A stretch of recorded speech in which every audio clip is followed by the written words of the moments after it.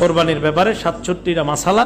এই মাসালাগুলো যদি ইনশাল্লাহ আপনারা মুখস্থ রাখতে পারেন বা একটু মনে রাখতে পারেন অথবা আলোচনা করতে পারেন, আশা করি আর সামনের দিকে প্রয়োজন হবে না ইনশাল্লাহ।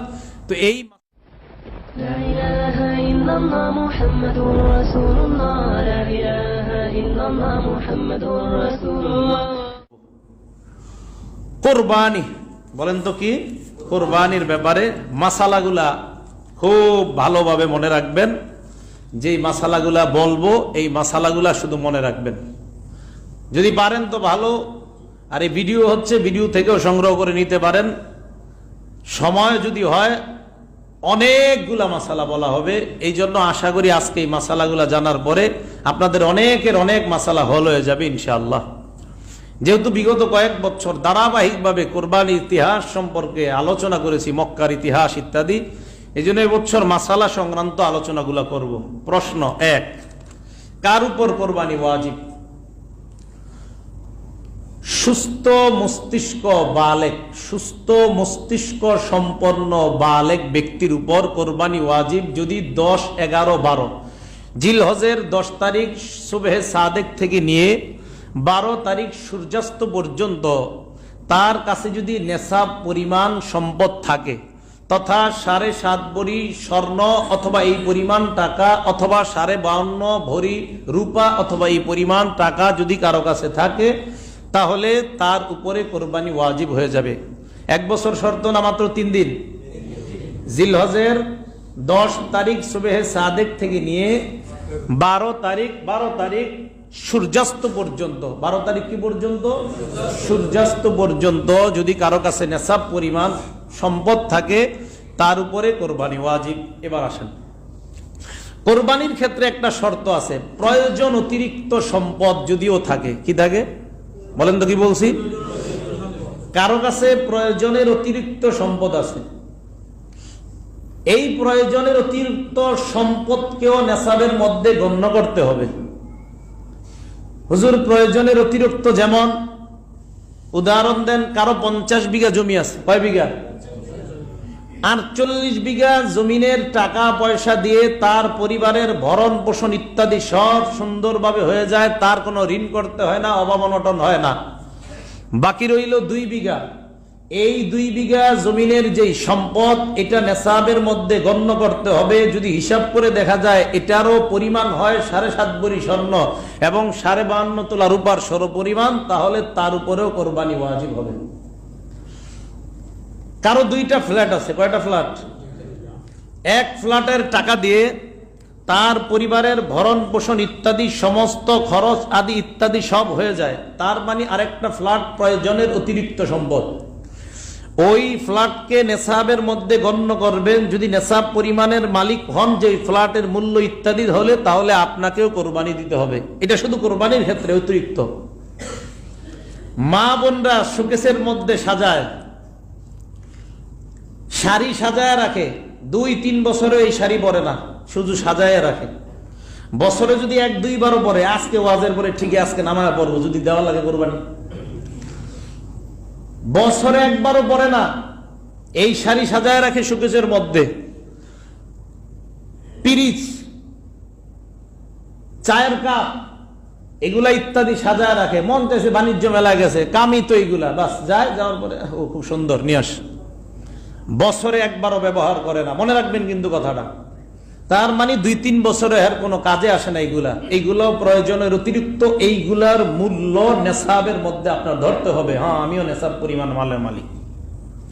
টেলিভিশন প্রয়োজনের অতিরিক্ত সম্পদ। টেলিভিশনের মূল্য 35,000 টাকা, এটা প্রয়োজনের অতিরিক্ত সম্পদ, এটা জীবনেও কোনো প্রয়োজনের না। এই টাকাও আপনার নেশাবের মধ্যে আসতে হবে। বাসনপত্র ইত্যাদি প্রয়োজনের অতিরিক্ত, বড় বড় ডেক ঘরের মধ্যে আছে, যেইগুলা বছরে একটা অনুষ্ঠান হইলে হয়তো নামান, না হয় কোনোদিনও নামান না। এই বড় বড় যে ডেক গুলা, এইগুলাও প্রয়োজনের অতিরিক্ত সম্পদের মধ্যে গণ্য করতে হবে। গণ্য করার পর যদি নেশাব পরিমাণ মনে হয় যে অর্থ আছে, তাহলে তার উপরেও কোরবানি ওয়াজিব। আমি কি কথাটা স্পষ্টভাবে বুঝাইতে পারতেছি আপনাদেরকে?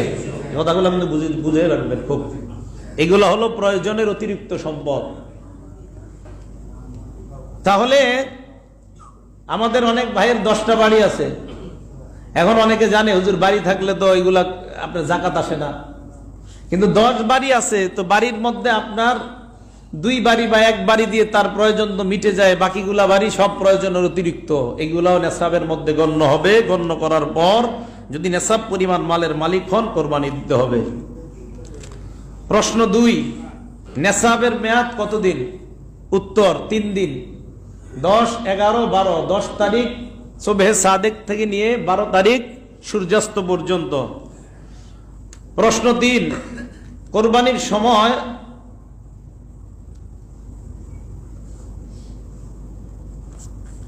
এই 3 দিনের মধ্যে কারো কাছে মনে করেন এরকম একটা অবস্থা যে 10, 11 এবং 12 তারিখ সূর্যাস্ত পর্যন্ত প্রথম দিন নাই, দ্বিতীয় দিন নাই, তৃতীয় দিন আবার তার কাছে নেশাব পরিমাণ টাকা এসে গেছে, হঠাৎ কোনোভাবে তার হয়ে গেছে সূর্যাস্তের আগে, তাহলে তার উপরেও কোরবানি ওয়াজিব হবে। প্রশ্ন, 3 দিনের মধ্যে কোন দিনে কোরবানি দেওয়াটা উত্তম? 10, 11 এবং 12। 3 দিনের মধ্যে 10 নম্বর তারিখে কোরবানি দেওয়া উত্তম। প্রশ্ন 4, নাবালেগের নেশাব পরিমাণ টাকা আছে, তাহলে কি তার উপর কোরবানি ওয়াজিব হবে? না, তার উপর কোরবানি ওয়াজিব হবে না। বালেগ কিন্তু সুস্থ মস্তিষ্ক না, তার কাছে নেশাব পরিমাণ টাকা আছে, বালেগ সুস্থ মস্তিষ্ক না, প্রচুর পরিমাণ সম্পদ তার নামে তার বাবা দিছে আস, এই ব্যক্তির উপরেও কোরবানি ওয়াজিব না। বালেগ সুস্থ মস্তিষ্ক না, টাকা পয়সাও আছে, তার উপরেও কোরবানি ওয়াজিব না। প্রশ্ন 5, মুসাফির 10, 11 এবং 12 এই 3 দিনই যদি কেউ মুসাফির থাকে, টাকার পরিমাণও তার কাছে আছে, কিন্তু এই 3 দিন উনি সফরের মধ্যে আছে, 10, 11 এবং 12, তাদের উপরেও কোরবানি ওয়াজিব হবে না। এখন আপনারা বুদ্ধি করবেন, এই 3 দিন সফরে বের হয়ে যাবেন নাকি? এরকম করেন না, কিন্তু এটা একটা মাসালা। সফরে বের হয়েছেন, ঘটনাচক্রে এই 3 দিন সফরের মধ্যে পড়ে গেছে, কোরবানি ওয়াজিব হবে না। প্রশ্ন 6, নাবালেগের পক্ষ থেকে অভিভাবক কি কোরবানি দিতে পারবে? নাবালেগের পক্ষ থেকে অভিভাবক কোরবানি দেওয়া মুস্তাহাব, ওয়াজিব না। আবার বলছি, নাবালিগের পক্ষ থেকে কোরবানি দেওয়া অভিভাবকের জন্য মুস্তাহাব, ওয়াজিব না। নাবালেগের পক্ষ থেকে অভিভাবক কোরবানি দেওয়া মুস্তাহাব, ওয়াজিব না। প্রশ্ন 7, দরিদ্র ব্যক্তির কোরবানি তার উপর কি ওয়াজিব? দরিদ্র ব্যক্তির উপর কোরবানি ওয়াজিব না, তবে যদি সে কোরবানির নিয়তে পশু ক্রয় করে সেই পশুকে কোরবানি দেওয়া ওয়াজিব। দরিদ্র ব্যক্তির উপর কোরবানি দেওয়া ওয়াজিব না, তবে যদি সে পশু ক্রয় করে তাহলে কোরবানির নিয়তে ক্রয় করে থাকলে ওটার উপর কোরবানি দেওয়া ওয়াজিব। কথাটা কি বুঝে আসছে? প্রশ্ন 8, কেউ যদি কোরবানির দিনগুলোতে কোরবানি দিতে না পারে সেক্ষেত্রে কি করণীয়? নেশাব পরিমাণ মালের মালিক আছেন আপনি, কোনো কারণে গাবতলি গরু টরু বান নাই, এখন 10, 11, 12 এই 3 দিনে অতিবাহিত হয়ে গিয়েছে, এক্ষেত্রে কি করবেন? এক্ষেত্রে একটা ছাগল, যেই ছাগলটা কোরবানির যোগ্য, একটা ছাগল যেই ছাগলটা কোরবানির যোগ্য, এই ছাগলের সমপরিমাণ মূল্য সৎকা করে দিবেন। আবার 3 দিনে কোরবানি দিতে পারেন নাই কোনো কারণে, সেক্ষেত্রে কি করবেন? একটা ছাগল, যেই ছাগলটা কোরবানির যোগ্য, এই ছাগলের সমপরিমাণ একটা মূল্য আপনি সৎকা করে দিবেন। এবার আপনাদের প্রশ্ন, হুজুর কোরবানির নিয়তে পশু ক্রয় করছি, ওইটা দিতে পারিনি, 10, 11, 12 কোনো কারণে দিতে পারি নাই, কেউ মারা গেছে, আত্মীয় স্বজন ইচ্ছা দিয়ে আপনারা ব্যস্ত থাকার কারণে কোরবানি দিতে পারেন নাই, এক্ষেত্রে কি করণীয়? কোরবানির এই পশুটাকে জীবিত অবস্থায় সৎকা করে দিবেন। আবার বলছি, প্রথমটা হলো কিনতে পারেন নাই, সেক্ষেত্রে ছাগল যেটা কোরবানি দেওয়া যায় এই পরিমাণ মূল্য সৎকা করবেন, কিনতে পারেন নাই। দ্বিতীয়ত কিনছেন, এই 3 দিনই দিতে পারেন নাই, কিনছেন এই 3 দিনই দিতে পারেন নাই, সেক্ষেত্রে কি করবেন? এই পশুটাকে জীবিত অবস্থায় আপনি সৎকা করবেন। তৃতীয় প্রশ্ন, হুজুর 3 দিন পরে যদি এই পশুটা জবাই করে ফেলি সেক্ষেত্রে কি করণীয়? পূর্ণ গোস্তটাকে সৎকা করবেন, সেক্ষেত্রে মাপতে হবে, মাইপা দেখবেন যে 10 কেজি আমার এই গরুতে 50 কেজি গোস্ত হয়েছে, গরুর দাম ছিল 60,000 টাকা, কিন্তু 50 কেজি গোস্তের দাম হয় 50,000, তাহলে আরো 10,000 টাকা সৎকা করতে হবে আপনার।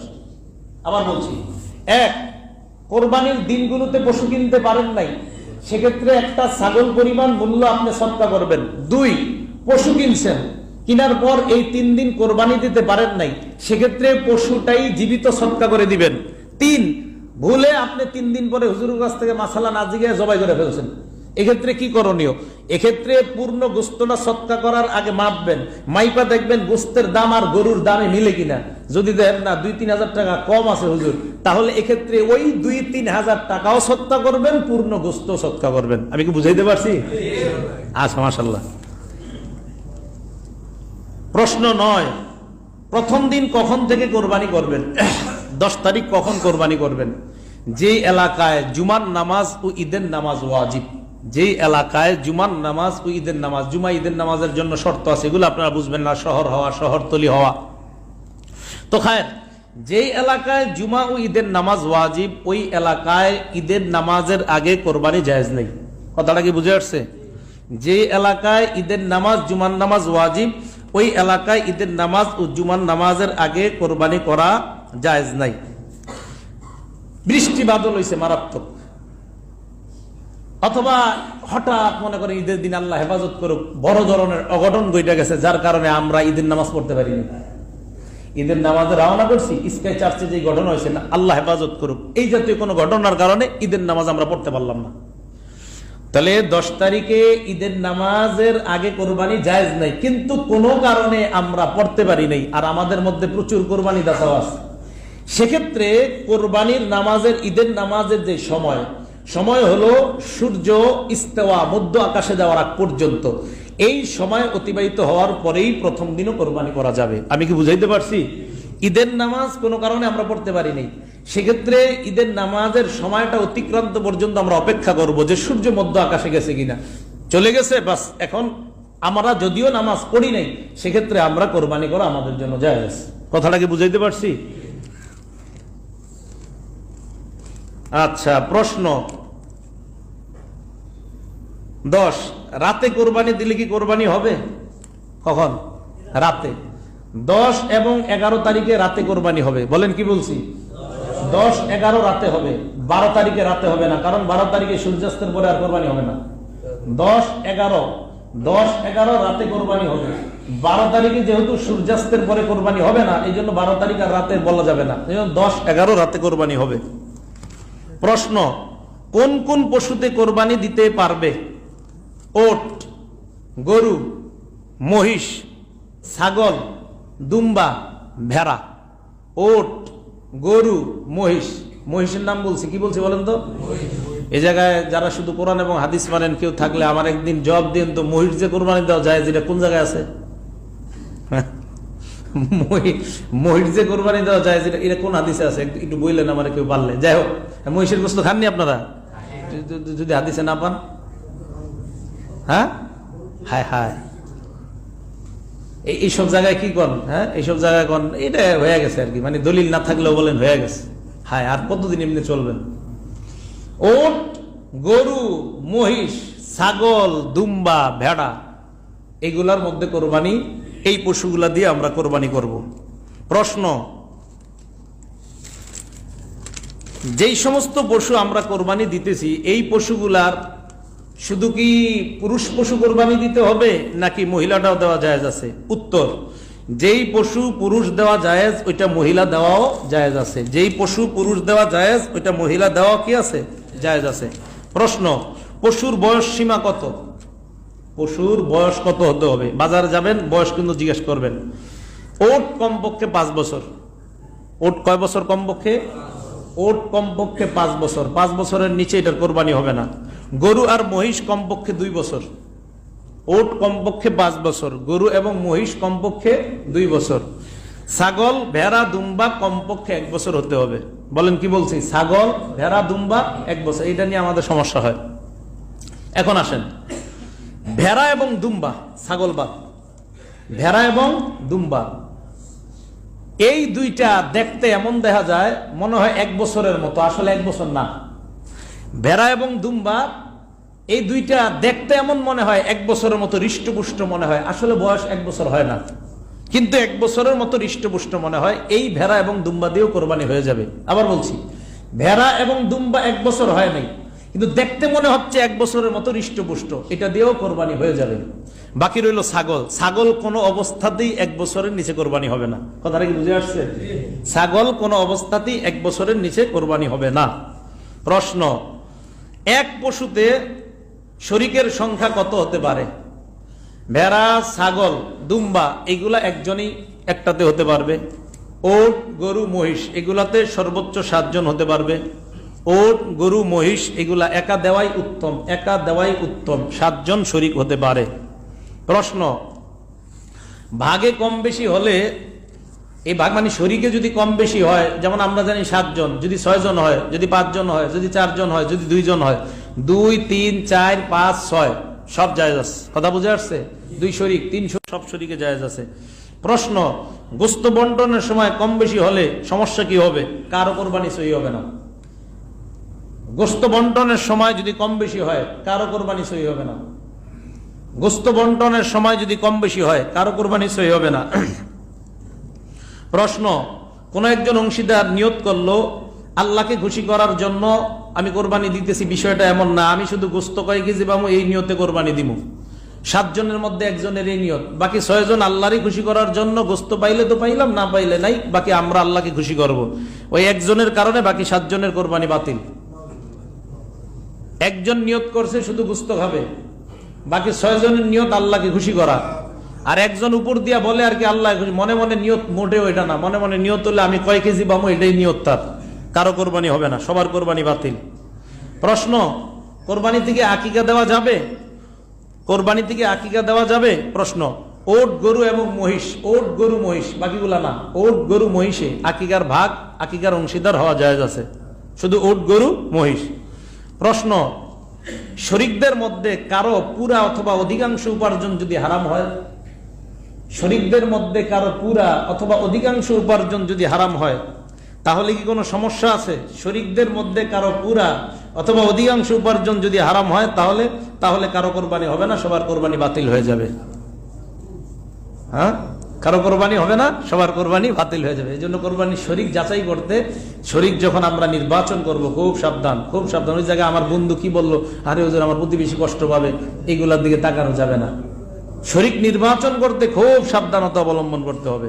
প্রশ্ন, গরু, মহিষ, ওট একা কোরবানি দেওয়ার নিয়তে কিনছেন, গরু, মহিষ, ওট একা কোরবানি দেওয়ার নিয়তে কিনছেন, কেনার পর এখন আপনি ধনী ব্যক্তি, আপনি নিয়ত করলেন অন্য কাউকে শরীক করতে পারবেন কিনা।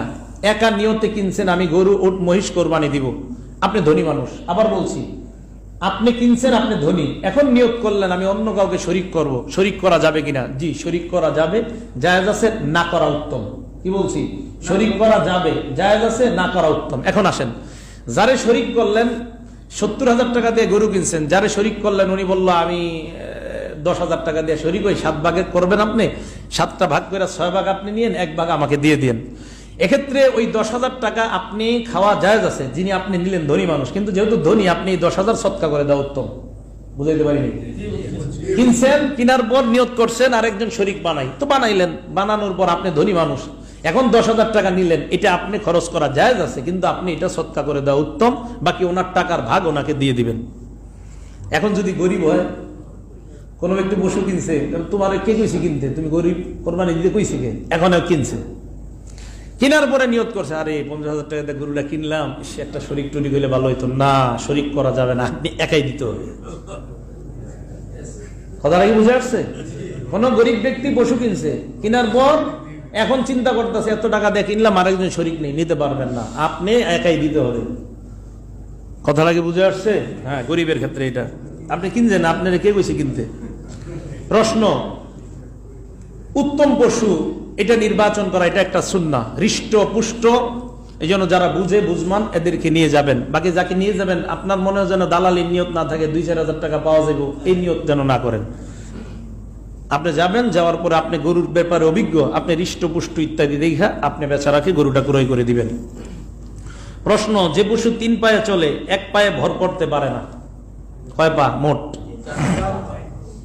3 পায়ে চলে, 1 পায়ে ভর করতে পারে না, এই পশু দ্বারা কি কোরবানি হবে? না, এই পশু দ্বারা কোরবানি জায়েজ নেই। 3 পায়ে চলে, 1 পায়ে কি করতে পারে না? ভর করতে পারে না, এমন পশু দিয়ে কোরবানি করা জায়েজ নাই। প্রশ্ন, রুগ্ন পশু, যেমন এমন শুকনা পশু যা জবাইয়ের স্থান পর্যন্ত হেঁটে যেতে পারে না, এমন পশু দ্বারা কি কোরবানি জায়েজ? না, এমন পশু দ্বারা কোরবানি জায়েজ নেই। এই জায়গায় জামি ইসলামিয়া মেশকাতের ছাত্র যদি থেকে থাকেন, হেদায়া রাবের মধ্যে এই মাসালাগুলো একদম একের পর এক সিরিয়ালে লেখা আছে, আপনারা দেখে নেবেন। প্রশ্ন, দাঁত নাই এমন পশু, কি নাই? দাঁত নাই এমন পশু দিয়ে কি কোরবানি হবে? এখন উত্তর হলো, একটা দাঁতও নাই, পশুর একটা দাঁতও নাই মনে করেন, অথবা এত বেশি দাঁত পড়ে গেছে যে ঘাস খাদ্য ইত্যাদি খাইতে পারে না। প্রথম হলো একটা দাঁতও নাই, এটা তো গেলই, এত ঘাস খাইতে পারবেই না। অথবা এত বেশি দাঁত নাই যে ঘাস খাইতে পারে না, কিছু আছে কিন্তু এমন পরিমাণ নাই যে ঘাস খাইতে পারে না, কোরবানি হবে না। এমন পশু দাঁত নাই, তো দাঁত নাই যেটা বাদ দেন, এটারে কিছু আছে দাঁত, যেই দাঁত দিয়ে ঘাস খাইতে পারে না, এই পশু দিয়ে কোরবানি জায়েজ নাই, কোরবানি হবে না। প্রশ্ন, যে পশুর শিং সমস্যা আছে শিঙে, এই পশু দ্বারা কোরবানি হবে কিনা? উত্তর, যে পশুর শিং একবারে গোড়া থেকে ভেঙে গেছে, কোন থেকে? শিংটা ভাঙছে একদম গোড়া থেকে ভেঙে গেছে, তো এমন পশু দ্বারা কি কোরবানি করা হবে কিনা? উত্তর, যদি মস্তিষ্ক ক্ষতিগ্রস্ত হয়, শিং গোড়া থেকে ভাঙার কারণে মস্তিষ্ক ক্ষতিগ্রস্ত হয়, শিংটা গোড়া থেকে ভাঙার কারণে মস্তিষ্ক যদি ক্ষতিগ্রস্ত হয়, তাহলে এমন পশু দ্বারা কোরবানি হবে না। শিং ভাঙার কারণে আগে দেখবেন মস্তিষ্কে এটার ক্ষতিগ্রস্ত হয়, অনেক সময় দেখবেন উঠাইলে দেখা যায় মস্তিষ্ক সমস্যা হয়ে গেছে, তো এটার দ্বারা কোরবানি হবে না। জন্মগত যদি শিং না থাকে, কি না থাকে বলেন তো? জন্মগত যদি শিং না থাকে তাহলে কি হবে? জন্মগত শিং না থাকলে সমস্যা নেই, এটা বেটার কি দোষ? জন্মগত শিং নাই, জায়েজ আছে, এটা দিয়ে কোরবানি দিতে পারবেন, এর কোনো দোষ নাই। এই পশুর কি দোষ? এর জন্মগত শিং নাই, এটা দিয়ে কোরবানি জায়েজ আছে। কিন্তু শিং আছে আসার পরে সমস্যা হইলো এই মাসালা। আল্লাহ, যে পশুর অর্ধেক শিং ভাঙ্গা, অর্ধেক, প্রথমটা গেল কিন্তু পুরা শিং মস্তিষ্ক দেখা যায়, কিংবা কিছু শিং ফেটে গেছে, ভেঙে গেছে, এমন শিং যে আপনার মোটামুটি অর্ধেক ভাঙছে বা কিছু অংশ ভাঙছে অথবা ফাইটে গেছে শিংয়ের মধ্যে, তো এমন পশু দ্বারা কোরবানি করা জায়েজ আছে কিনা? অর্ধেক অথবা কিছু ফাইটা টাইটা ইত্যাদি গেছে, এমন পশু দ্বারা কোরবানি করা জায়েজ আছে। যেই শিং অর্ধেক ফেটে গেছে অথবা কিছু ইত্যাদি ফাইটে গেছে, এমন পশু দ্বারা কোরবানি করা জায়েজ আছে কিনা? হ্যাঁ, জায়েজ আছে। প্রশ্ন, কান, লেজ ইত্যাদি এগুলা যদি একটু কাটা থাকে, কান কাটা, লেজ কাটা ইত্যাদি, এই পশু দ্বারা কোরবানি করা জায়েজ আছে কিনা? এখন আমরা দেখব,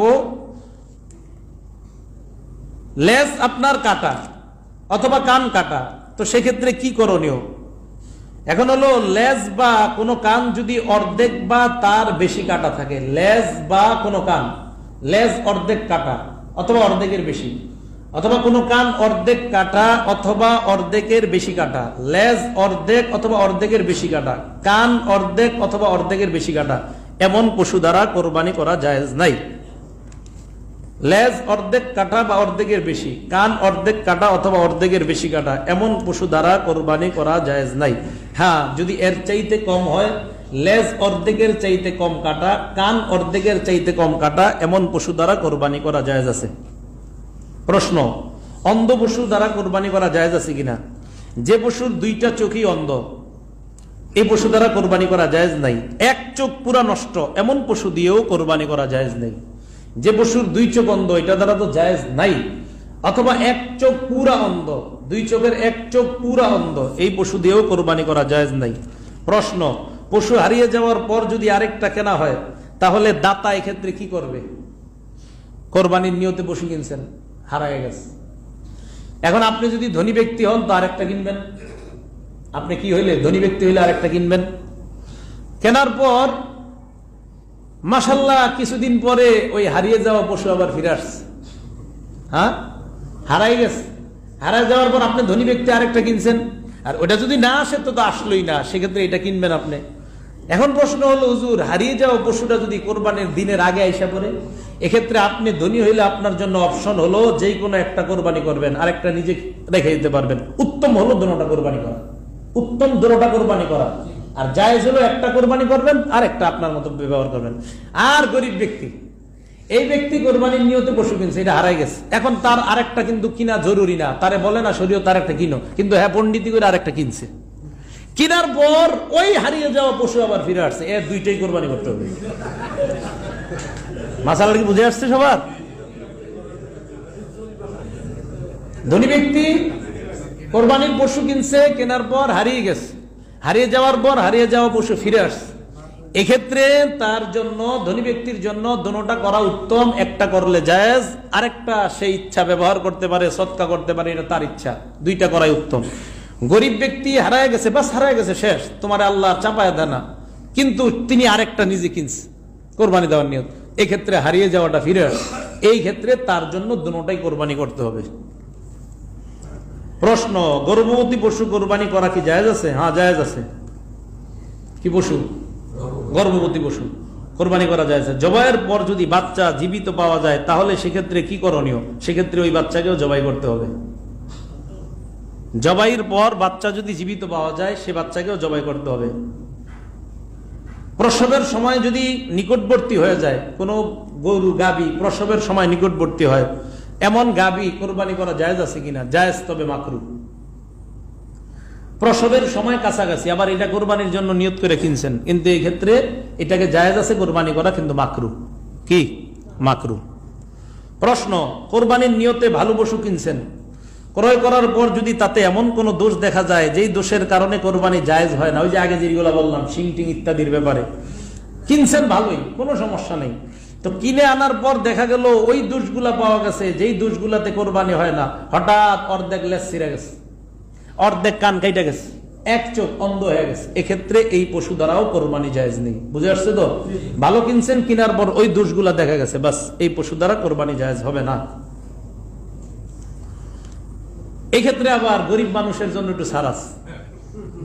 এক্ষেত্রে ত্রুটিযুক্ত পশু দিয়া এই গরিব মানুষ ওইটা কোরবানি করতে পারবে। কথা বুঝে আসছে? ভালো কিনে আনছে, আনার পর বেড়া গরিব মানুষ, তো ত্রুটিযুক্ত এটা, এখন আরেকটা কিনবে বেড়া, এই টাকা পয়সা তো নাই, এক্ষেত্রে এই ত্রুটিযুক্ত পশুটাকেই সেই কোরবানি করা জায়েজ আছে, যদি গরিব ব্যক্তি হয়।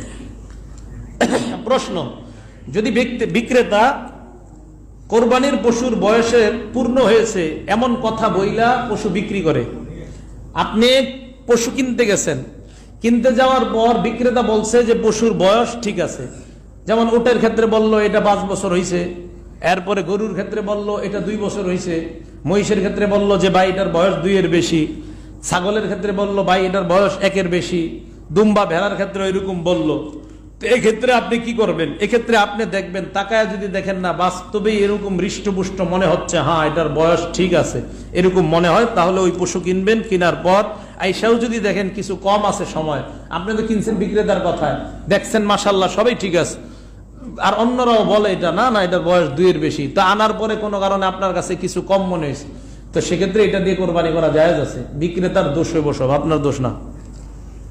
প্রশ্ন, পশুকে জবাই করা উত্তম কোথায়?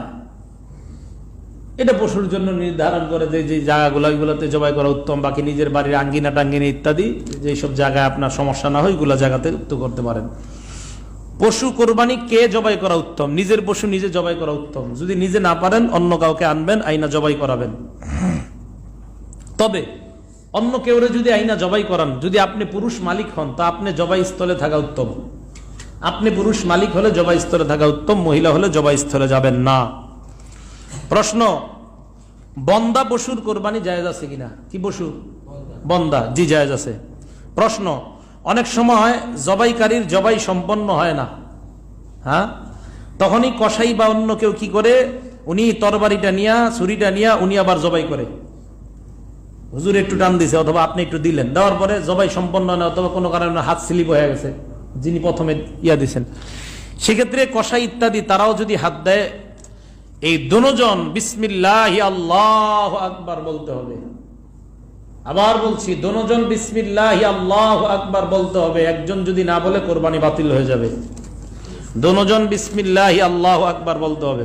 প্রশ্ন, কোরবানির পশু ক্রয়ের পর অথবা নির্দিষ্ট করার পর থেকে আপনি পশু কিনছেন অথবা নির্দিষ্ট করছেন এটাই কিনবো, 2-4 দিন পরে কিনে ফেলছেন আর কি, এটাই গৃহস্থে বা যিনি পশু পালে তার কাছে গেছেন, তো ক্রয়ের পর ইত্যাদি এগুলো দ্বারা উপকৃত হওয়া জায়েজ আছে কিনা? জি না, জায়েজ নাই। হাল চাষ করা, গরুর গাড়ি আগে ছিল, এই গরুর গাড়ি ইত্যাদি বানানো জায়েজ নাই, গরুর উপর আরোহণ করা ইত্যাদি গুলা জায়েজ নাই। এই জন্য শখ কইরা, আমি বলি এটা নিজে থেকে, বাচ্চারেও শখ কইরা গরুর উপরে বসায় না, এটা ঠিক না।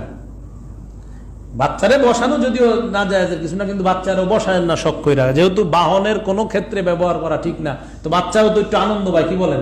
তো গরু দিয়ে তো একটু উপকৃত হইলেন, এই যে বাচ্চার আনন্দ দিলেন, এই উপকৃত আপনি হবেন না।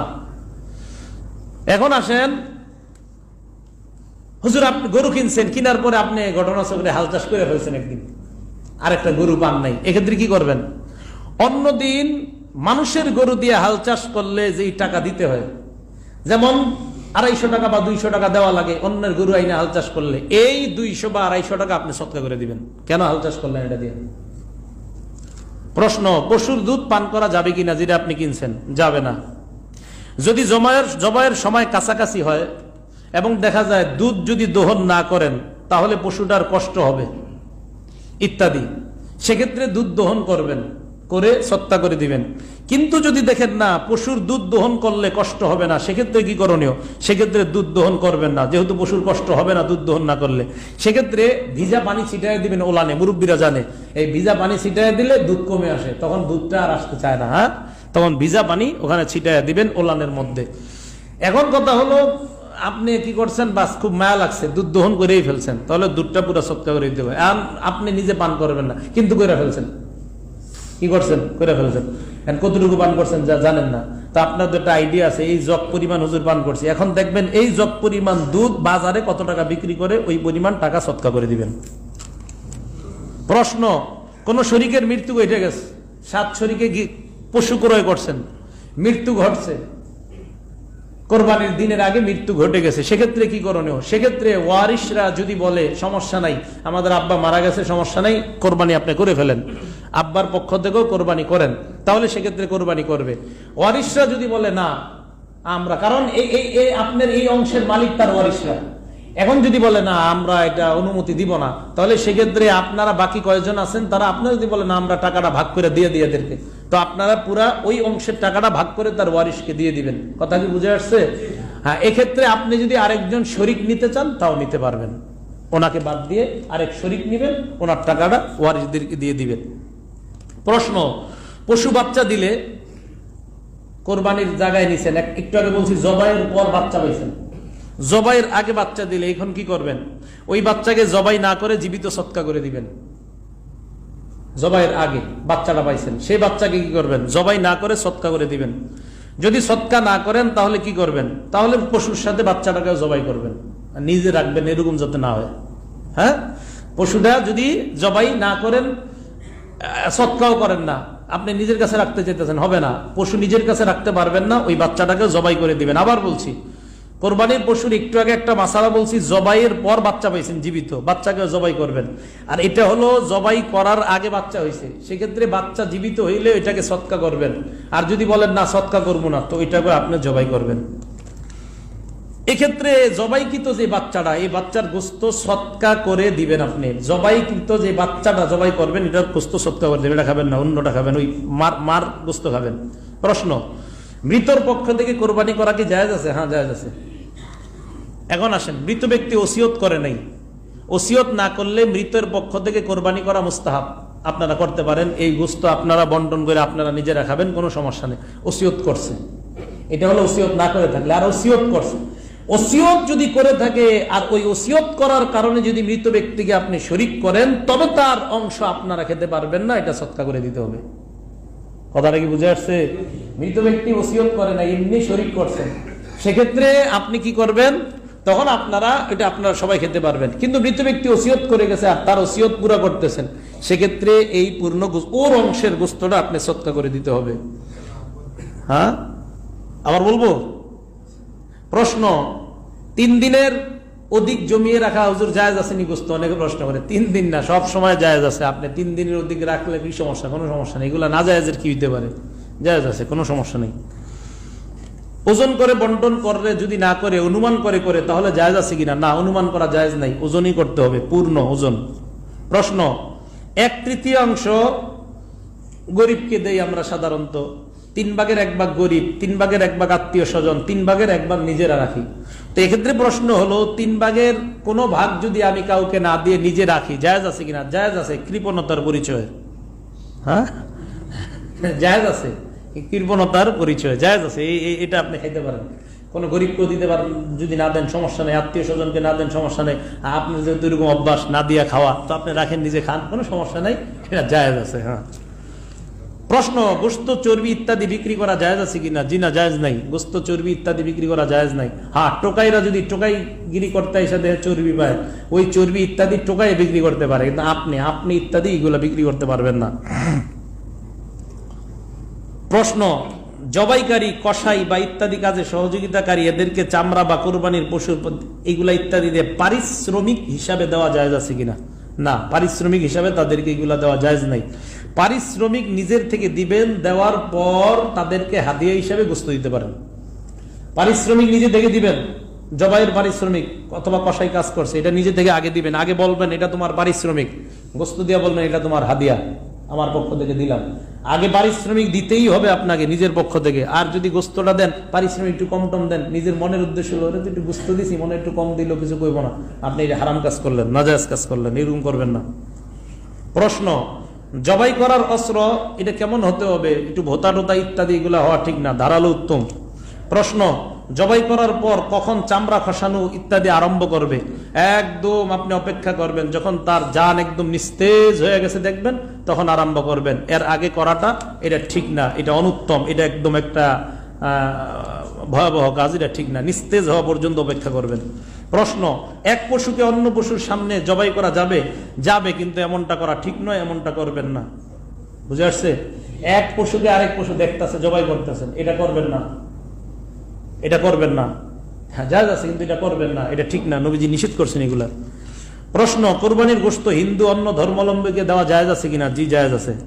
প্রশ্ন, বুঝতে পারছেন? অন্য ধর্মাবলম্বী যারা, জি, তাদেরকে দেওয়া জায়েজ আছে। প্রশ্ন, অন্য কারো উপর ওয়াজিব কোরবানি এটা যদি আপনি দিতে চান তো দিতে পারবেন কিনা? ওই ব্যক্তির অনুমতি নিয়ে দিতে হবে। কারো ওয়াজিব কোরবানি আপনি দিবেন তো তার অনুমতি লাগবে, উনি অনুমতি দিলে তাহলে দিতে পারবেন, কারণ এটা তো ওয়াজিব। প্রশ্ন, পশু যদি চুরি বা মারা যায় ইত্যাদি, পশু যদি চুরি হয়ে যায় অথবা মারা যায়, তাহলে ওই যে আগে যেটা বলছি, যদি ধনী ব্যক্তি হয় আর তার উপরে কোরবানি ওয়াজিব হয়ে থাকে, তাহলে আরেকটা কিনবে, কিনে ইত্যাদি সে কি করবে? এটাকে কোরবানি করবে। আর গরিব মানুষ হলে কিনার দরকার নাই, যদি কিনে তাহলে কিনলে আরেকটা দিতে হবে, আর কি। গরিব হলে তার দিতে হবে না, কিন্তু এটা মারা গেলে বা চুরি হয়ে গেছে আর আসার আশঙ্কা নাই, তো গরিব মানুষ আর দিতে হবে না, কিন্তু ধনী হইলে আরেকটা দিতে হবে।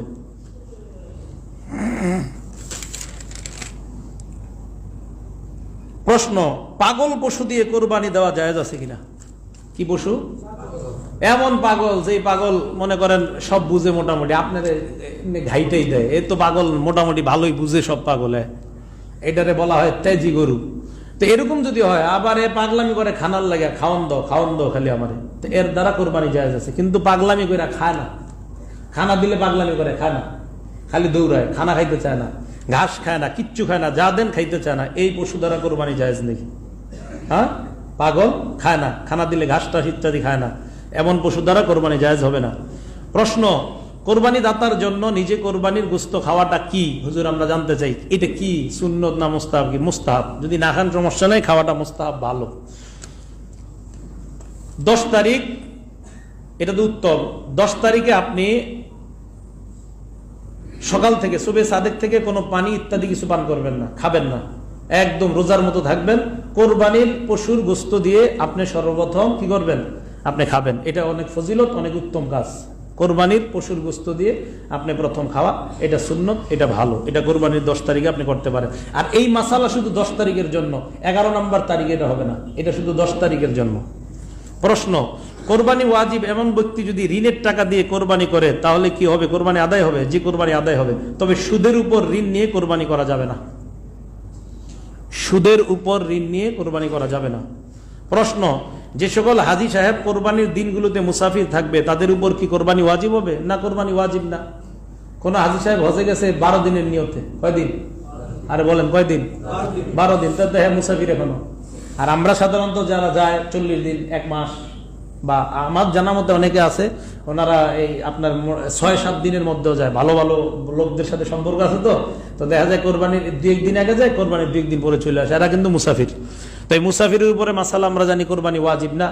আর যেহেতু আমাদের হাজী সাহেবরা যায় 15 দিনের বেশি নিয়ত করে, এই জন্য তারা মুসাফির নাই, জন্য তাদের উপর কোরবানি ওয়াজিব হয়। প্রশ্ন, সামর্থ্যবান ব্যক্তি নবীজি সাল্লাল্লাহু আলাইহি সাল্লামের উপর পক্ষ থেকে কোরবানি করাটা কি উত্তম? এটা ভালো।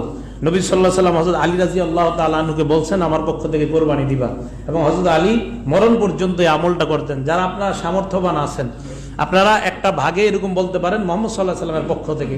আর যদি আপনি আরো সামর্থ্যবান হন, একটা পশুই কিনতে পারেন এই নিয়তে, এটা আমি মুহাম্মদ সাল্লাল্লাহু আলাইহি সাল্লামের পক্ষ থেকে কোরবানি করব, মুস্তাহাব। এই পশুর গোশত আপনি নিজেও খেতে পারবেন, কোনো সমস্যা নেই।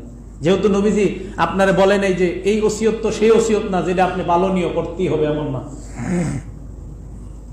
প্রশ্ন, কোন দিন কোরবানি করা উত্তম? এটা আগেই বলছি, 10 তারিখে উত্তম, এরপর 11, এরপর 12। প্রশ্ন, খাসিকৃত ছাগল দ্বারা কোরবানি করা জায়েজ আছে কিনা? জি জায়েজ আছে। খাসিকৃত, খাসি করা হয় এরকম কোরবানি জায়েজ আছে কিনা? আছে। প্রশ্ন, যেমনি ভাবে মৃতের পক্ষ থেকে ইসালে সোয়াবের উদ্দেশ্যে আমরা কোরবানি করি, তেমনি ভাবে জীবিতের পক্ষ থেকে এরকম কোরবানি করা জায়েজ আছে কিনা? জি জায়েজ আছে। জীবিত কারো পক্ষ থেকে আমরা এমনি কোরবানি করলাম, এটা জায়েজ আছে। প্রশ্ন, বিদেশে অবস্থানরত ব্যক্তি ইনি কি করবে? উনি নিজ দেশে অথবা অন্য কোনো দেশে কোরবানি দিতে পারবে কিনা? জি পারবে। নিজের দেশে, বিদেশে আছে, ওখান থেকে টাকা টুকা ইত্যাদি পাঠিয়ে দিবে, এভাবে কোরবানি করবে, জায়েজ আছে। উনি যদি বিদেশে দিতে চায় তাও পারবে। প্রশ্ন, কোরবানি দাতা এক স্থানে বসু অন্য স্থানে, কোরবানি দাতা এমন এক স্থানে বসু অন্য স্থানে উনি, ওনার বাড়ি এলাকায়, উনি আছে আপনার মোহাম্মদপুর, তো এই ক্ষেত্রে কি করণীয়? এই ক্ষেত্রে এই এলাকায় যদি ঈদের নামাজ হয়ে থাকে, এই এলাকায় ঈদের নামাজ হয়ে গেছে, উনি মোহাম্মদপুর, উনি এখন ঈদের নামাজ পড়ে নাই, কোরবানির মালিক, পশুর মালিক মোহাম্মদপুর আছে, আর এই এলাকায় ঈদের নামাজ হয়ে গেছে, উনি এখনো পড়ে নাই, সমস্যা নাই। ওনার পশু উনি ফোন করে যদি বলে দিয়ে দাও কোরবানি, কোরবানি করা জায়েজ আছে। বুঝে আসছে? এলাকায় ঈদের নামাজ হয়ে গেছে এই জন্য। প্রশ্ন, চামড়া নিজে ব্যবহার করতে পারবে? জি পারবে। কোরবানি দাতা চামড়া নিজে ব্যবহার করতে পারবে। এক্ষেত্রে যদি উনি বিক্রি করে দেয় তাহলে কি? বিক্রি করাটা ঠিক না, বিক্রি করলে এটা পূর্ণ টাকাটা সৎকা করে দিবেন। তো কি করণীয়? বিক্রি না করে চামড়াটা এতিমখানা মাদ্রাসায় দিয়ে দিবেন। কথা বুঝে আসছে? বিক্রি না করে চামড়াটা এতিমখানা মাদ্রাসায় দিয়ে দিবেন, এতিমখানা, এতিমরা পড়াশোনা করবে। আমি যেহেতু জামিয়া ইসলামের উপদেষ্টা, তো আপনারা এখানে দিতে পারেন, একটা হক আপনারা এখানে প্রতি বছর দেন, এই বছরও দিতে পারেন, ওখানে আপনারা ইনশাল্লাহ চামড়াটা দিয়ে দিতে পারেন। অথবা আপনাদের যেই মাদ্রাসা পছন্দ, আরজাবাদ আছে, জামিয়া ইসলামী আকবর কমপ্লেক্স আছে, ওই দিক দিয়ে জামিউল উলুম আছে, যেই যেই এলাকার ছাত্ররা বা যাদের মাদ্রাসা আপনার পছন্দ সেখানে আপনি দিতে পারেন। প্রশ্ন, ঈদুল আজহার দিন সর্বপ্রথম নিজের কোরবানির গোশত দিয়ে খানা খাওয়া, এটা আগে বলছি সুন্নত। প্রশ্ন, একান্ত প্রয়োজনে 10-11 তারিখ রাতে আপনার যদি কোরবানি করে, ওই যে বলছি আগে জায়েজ আছে, কিন্তু করলে কি করতে হবে? এক্ষেত্রে খুব বেশি পরিমাণ লাইটিং এর ব্যবস্থা করবেন, এমন ভাবে লাইটিং এর ব্যবস্থা করে মনে হয় যে দিনের মতো, যাতে কোরবানির পশুর কোনো সমস্যা না হয়, দেখতে ইত্যাদি কোনো সমস্যা না হয়, এটা মুস্তাহাব। এখন হুজুর অন্ধকারে যদি কেউ কইরা ফেলা জায়েজ আছে, মাকরু। অন্ধকারে করে ফেলা জায়েজ আছে, মাকরু। কাজের লোককে পারিশ্রমিক হিসাবে এই গোশত দেওয়া যাবে কিনা? না, দেওয়া জায়েজ নেই। কাজের লোককে কাজের লোকের ইয়া মতো দিবেন, নিজে যদি গোশত খান কাজের লোককেও গোশত দিবেন, হাদিয়া হিসাবে দিতে পারেন, ওর বেতন ওকে ঠিক রাখতে হবে। জবাইকারীকে পারিশ্রমিক দেওয়া জায়েজ আছে কিনা? জায়েজ আছে, মানে অনেক জায়েজ। জবাইকারীকে পারিশ্রমিক দেওয়া, হুজুর আপনি করেন নাকি, এর লেগে দিতে হবে? আমি তো জবাই করি না, আপনি এটা মনে করেন না, কিন্তু বিষয়টা আমি কিন্তু জবাই করি না, আমার জন্য না, যারা জবাই করে হাতের শক্তি খরচ হয়, আর হাতের শক্তি, হাতের কামাই, হাদিসে আসছে এটা উত্তম কামাই, বরং আপনার নামে মামলা করে এই টাকা নেওয়া জায়েজ আছে জবাইকারীকে। যদিও জবাইকারী আপনারা এসে বলবে না, মিয়া না দিলে কিন্তু আপনারা জেলে নিব, হাজতে নিব, এরকম বলবে না, তো সেক্ষেত্রে আপনি দিয়ে দিবেন। আর যদি আমি বলি মাদ্রাসার ছাত্র এদেরকে যদি আপনারা না দেন, অন্তত চামড়াটা মাদ্রাসায় দিয়ে দিবেন, দেওয়া ভালো। মাদ্রাসায় পরে পড়াশোনা করে, বাড়ি থেকে আর কয় টাকা পায়? কত টাকা ঈদে দেয়, মা বাবা দেয়, বলেন, অন্তত কিছু টাকা পয়সা দিলে বাড়ি যাওয়ার গাড়ি ভাড়া ইত্যাদি হয়ে যায়, এটা ভালো, আপনারা দিয়ে দিবেন। দরিদ্ররা কি করে? বিভিন্ন এলাকায় মোরগ কোরবানি করে। হ্যাঁ, মোরগ কোরবানির দিনে, মোরগ ইত্যাদি। কোরবানির নিয়তে মোরগ, হাঁস ইত্যাদি এগুলা জবাই করা জায়েজ নাই। কোরবানির নিয়তে মোরগ, হাঁস ইত্যাদি জায়েজ নাই। হ্যাঁ, কোরবানির দিনে এগুলা জবাই করা জায়েজ, খাবেন, নিজেরা খাবেন। বুঝে আসছে? অনেকে আবার বলে হুজুর কোরবানির দিনে 10, 11, 12 এই 3 দিনে মুরগি জবাই করা জায়েজ আছে কিনা? জায়েজ আছে, আপনি মুরগির গোশত খাইবেন, জায়েজ আছে। কিন্তু কোরবানির নিয়তে না, আপনি এমনি মুরগির গোশত আপনি কি করলেন, খাওয়ার জন্য জবাই করলেন। এই মোট আপনাদের সামনে 67টা মাসালা বললাম। কয়টা? কোরবানির ব্যাপারে 67টা মাসালা। এই মাসালাগুলো যদি ইনশাল্লাহ আপনারা মুখস্থ রাখতে পারেন বা একটু মনে রাখতে পারেন অথবা আলোচনা করতে পারেন, আশা করি আর সামনের দিকে প্রয়োজন হবে না ইনশাল্লাহ। তো এই মাসালাগুলো ইনশাল্লাহ আপনারা একটু মনে